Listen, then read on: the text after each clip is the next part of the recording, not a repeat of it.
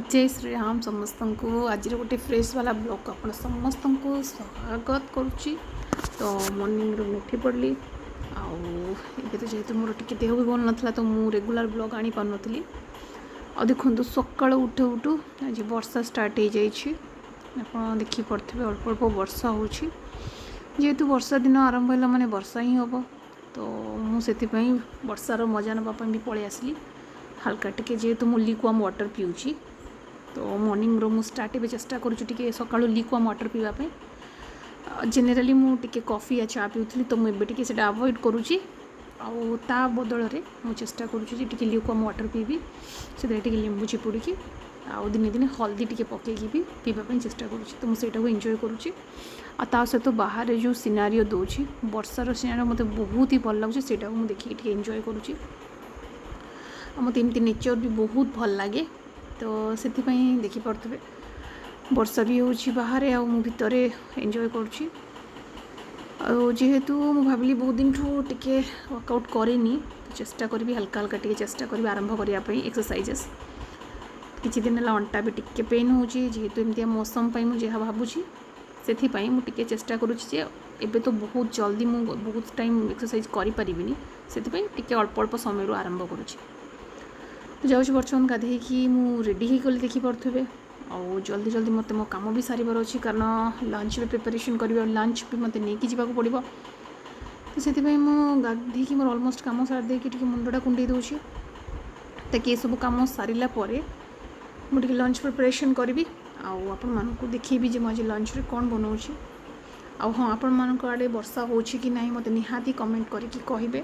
आमर तो ये पूरा 2-3 धरिकी कंटिन्यूअसली वर्षा हो आग को मध्य 2-3 दिन अच्छी वर्षा जमती कि न्यूज़ रे दौची। तो से वर्षा दिन कौन भी करिपरिबा। तो चलतु लंच बनेबा आमे। तो बर्तमान देखिपे मोर ऑलरेडी भात बसई देछि लंच पाई आउ एपटे मुझे बनी दूसरी तरकारी। तो सेटा भी ऑलमोस्ट हे आसलानी।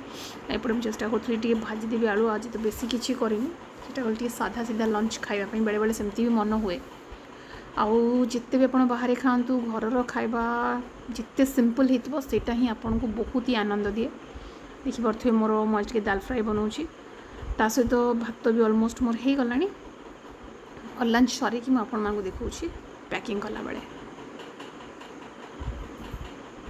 तो बर्तमान लंच रेडी ही जाइए मुझे डाली को भी तड़का बड़का मार देछि आउ भजा भी आपको देखुली हो सारी। तो भाभी जल्दी जल्दी पैक कर दिए ना लेट हो। तो मुझे जल्दी जल्दी मोर पैक कर दूसरी जेहेतु मत लंच रे मुझे प्रिफर करे भात खाइबापी। तो से सब चेष्टा करें निजर लंचटा सांगे नापी बाकी सब किसी न खाइए चलो बट मत लंच रे एनी हाँ भात टिके दरकार हुए एमती नुहे कि बहुत ही रिक्वायर्ड। हाँ जो दिन बहुत असुविधा थाए एडजस्ट करनी बट मुझे चेष्टा करे जो दिन भी हो पार मो द्वारा। तो मुझे चेष्टा करी भात खाइबापी एमती को मैंने भावती मत निहाती कहे। तो से मोर ऑलमोस्ट पैकिंग करदेली आउ तो मुझे आचार या पापड़ जहाँ भी मत सुविधा हम मुझे हिसाब से नेबी।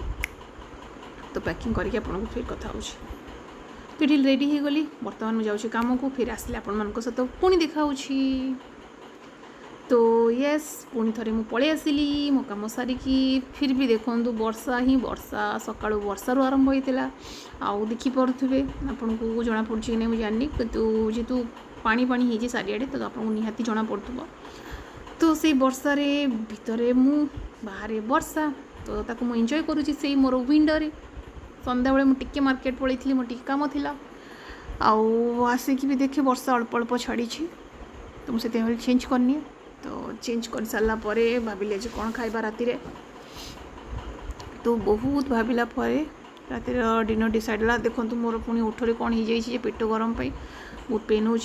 तो यहाँ था मोर आज किसी मिनी ब्लॉग यहाँ हूँ मोर डिनर बेसी किसी ना आज तरकारी मटर तरकारी आचार आज यूजुआल। सो आज ब्लॉग आपको केमती लगी निहाती कमेंट करेंगे।